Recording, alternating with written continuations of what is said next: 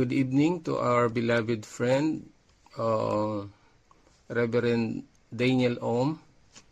I am Reverend David Alburo of FFGC Angeles.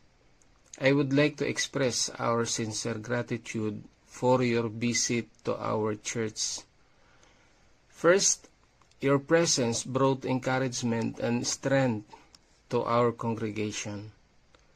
Second, your gift of rice has been a great blessing and a tremendous help to our brethren, especially in the midst of the hardship many of them are experiencing.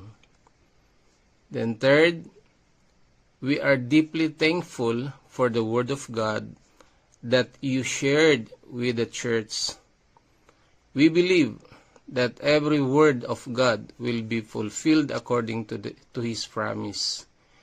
And your message has strengthened our faith and hope. Because of these things, we are truly grateful to you. We will continue to pray that God will pour out even greater blessing upon you, your family, and your ministry. May the Lord richly reward you for your kindness, generosity, and faithful service.